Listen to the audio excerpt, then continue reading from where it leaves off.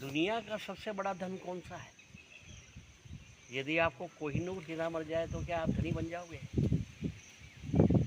क्या कुबेर का खजाना आपको मिल जाए तो आप धनी बन जाओगे? क्या स्विस बैंक में जमा समस्त राशि आपको मिल जाए तो भी आप क्या धनी बन जाओगे? क्यों नहीं बनोगे धनी? क्योंकि जिसे और चाहिए वो कभी धनी बन ही नहीं सकता है। जिसकी चाहत समाप्त हो जाती है वह धनी हो जाता है। चाह गई चिंता मिटी मनवा बेपरवाह, जिसको कुछ नहीं चाहिए वो ही शहंशाह। इसलिए सबसे बड़ा धनी है जो जिसे कुछ चाहिए नहीं, जिसे चाहिए वो तो गरीब और भिखारी है। इसलिए गोधन गज धन बाजी धन और रतन धन खान, जब आवे संतोष धन सब धन धूरी समान। तो भगवान के भक्त के लिए संतोष धन सबसे बड़ा होता है। और भगवान रूपी जो अगर राम नाम का हीरा मोती जिसको मिल गया फिर उसको किसी धन की आवश्यकता नहीं होती है। पंढरपुर के अंदर संत तुकाराम निवास करते थे। उनकी पत्नी और पुत्र दोनों अकाल के अंदर काल कल्पित हो गए। फिर उनका दूसरा विवाह हुआ। वे हाथ में खरताल लेकर के पंढरपुर की गलियों में बिट्ठल बिट्ठल बिट्ठल बिट्ठल ही गाते रहते थे। इसके अलावा उनके पास में कोई काम था नहीं। और जब इतने अनन्य भगवान विट्ठल के थे कि भगवान विट्ठल के सबसे प्रिय भक्त तुकाराम जी थे। और तुकाराम जी जैसे ही विट्ठल के दर्शन करने के लिए मंदिर में आते तो भगवान पंडरी नाथ की विट्ठल भगवान की आंखें को देख के टिमटिमा जाती थी और होठों पे मुस्कान आ जाती थी कि मेरा प्रिय भक्त मेरे दर्शन करने के लिए आया है। तो वो तुकाराम जी विट्ठल भगवान के दर्शन कम करते थे और विट्ठल भगवान तुकाराम जी के दर्शन ज़्यादा करते थे। तो ऐसे समर्पित भक्त, परंतु उनके जीवन की विडंबना देखिए कि उनकी पत्नी जो थी वो बहुत बड़ी कर्कशा थी।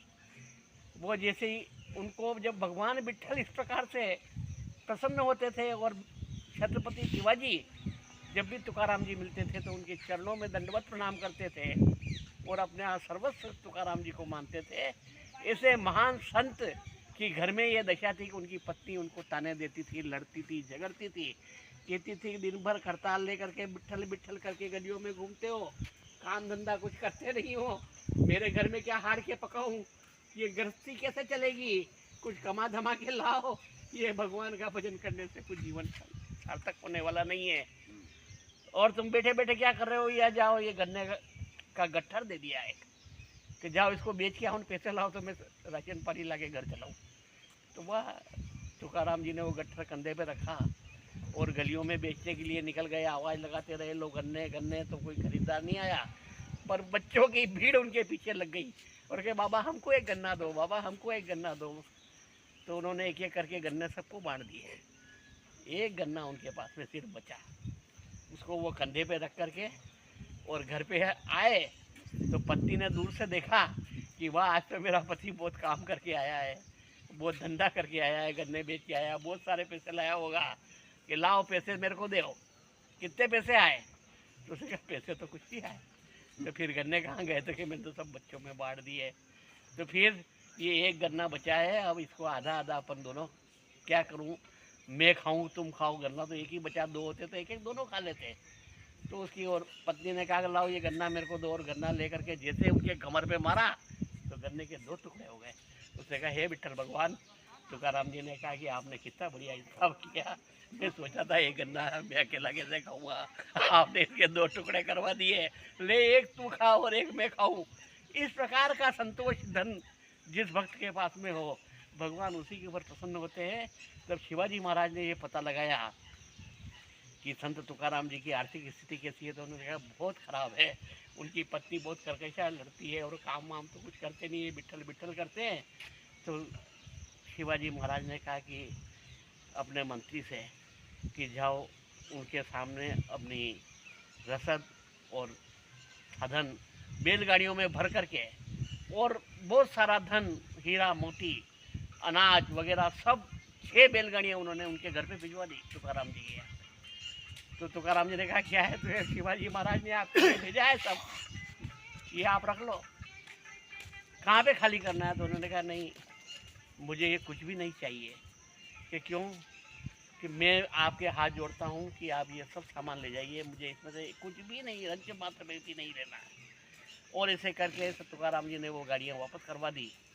जब शिवाजी महाराज ने उनसे पूछा कि आपने ये मेरा भेजा हुआ क्यों अस्वीकार कर दिया, तो उन्होंने कहा कि इसके दो कारण हैं।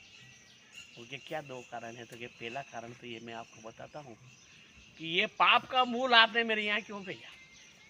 ये धन संपत्ति है, ये सभी तो पाप करवाती है। जिस आदमी के पास में कुछ भी नहीं है वो क्या पाप करेगा? जिसके पास में पैसा होगा वही जुआ खेलेगा, वही शराब पिएगा, वही परिस्थिति गमन करेगा। सबके लिए धन चाहिए और धन ही हमारे को गलत मार्ग पे ले जाता है। तो ये पाप का मूल आपने हमारे यहाँ पे क्यों भेजा? इसलिए मैंने उस पाप के मूल को स्वीकार नहीं किया। और दूसरी बात यह कि आपने हमने यहाँ धन भेजा, पर ये धन तो तुच्छ है, इससे बड़ा संतोष रूपी धन मेरे पास में है। और विठल नाम का हीरा जब मेरे पास में है तो मैं इसका और क्या करूँगा? ऐसा किए करके तुकाराम जी ने खर्चा निकाली और दीन दयाला दीना नाथा पांडुरंगा पंडरी नाथा विठल विठल विठल विठल करके नाचने लगे। तो शिवाजी महाराज ने उनके चरणों में नतमस्तक हो गए, ये संत, आपसे बड़ा और संत इस दुनिया में और कोई नहीं है, आप मुझे अपना शिष्य बना लो। तो उन्होंने कहा मुझे आपके गुरु बनने की भी चाह नहीं है, आपके गुरु समर्थ रामदास जी हैं, उन्हीं के पास में आप जाइए, उनकी भक्ति कीजिए।